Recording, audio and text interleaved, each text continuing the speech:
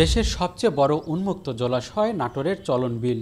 এর মাঝ দিয়েই নির্মাণ করা হয়েছে নাটোর বগুড়া মহাসড়ক। পাশেই বিলের ওপর মাটি ভরাট করে নির্মাণ করা হচ্ছে চলন বিল ডিজিটাল সিটি সেন্টার ও শেখ রাসেল মিনি স্টেডিয়াম সহ বিভিন্ন উন্নয়ন প্রকল্প।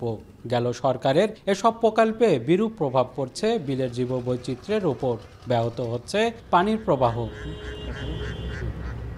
সংশ্লিষ্টরা বলছেন, আওয়ামী সরকারের সাবেক আইসিটি প্রতিমন্ত্রী জুনাইদ আহমেদ পলকের উদ্যোগে এসব প্রকল্প নেওয়া হয়। এতে সংকুচিত হওয়ার পাশাপাশি নষ্ট হচ্ছে বিলের পরিবেশ। এই বিলে যে পরিমাণ পানি থাকতো এখন কিন্তু তার গতি প্রবাহ হারিয়ে ফেলেছে এবং বিভিন্নভাবে সরকারি বিভিন্ন প্রকল্প গ্রহণ করা হচ্ছে, যেটা অপরিকল্পিতভাবে। এই কারণে কিন্তু বিল তার ঐতিহ্য হারাচ্ছে। এবার একটু নজর দেওয়া যেতে পারে নাটোরের চলন বিলেরই আরেকটি অংশ হালতি বিলের দিকে। চারিদিকে থই থই পানি আর মাঝে জাহাজ আকৃতির ওয়েসিস হোটেল অ্যান্ড রেস্টুরেন্ট। সাবেক এমপি শিমুলের প্রভাব খাটিয়ে হোটেলটি নির্মাণ করেন আওয়ামী লীগ নেতা আশফাকুল ইসলাম। এতে বাধাগ্রস্ত হচ্ছে নৌ চলাচল, কৃষি জমিতে পানি উঠে নষ্ট হচ্ছে ফসল।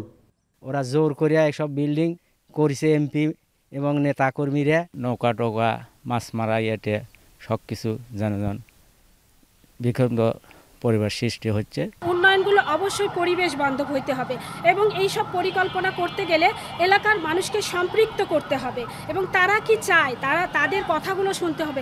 আমরা যদি তাদের কথা না শুনে কোনো উন্নয়ন করি, সেগুলো কোনো উন্নয়ন সাস্টেনেবল হবে না।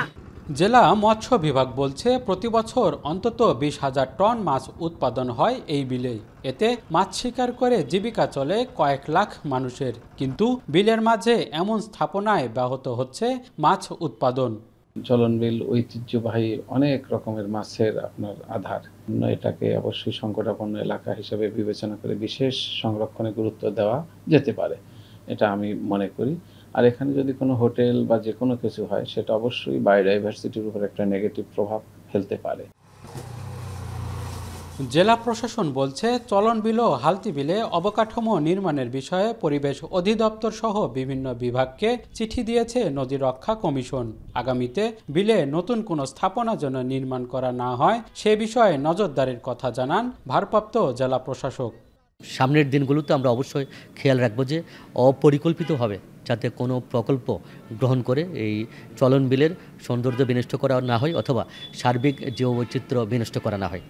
প্রকল্প নির্মাণে অনাপত্তি দেওয়া নিয়ে জিজ্ঞেস করা হলে বিষয়টি এড়িয়ে যান পরিবেশ অধিদপ্তরের কর্মকর্তারা। জানান, এরই মধ্যে হালতি বিল রেস্টুরেন্ট মালিককে কারণ দর্শানোর জন্য চিঠি দেওয়া হয়েছে।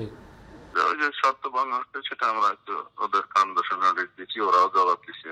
এটা নিয়ে আমরা ঊর্ধ্বতন কর্তৃপক্ষের সাথে কথাও বলতেছি, যেটা আমরা সিদ্ধান্ত নেব খুব তাড়াতাড়ি।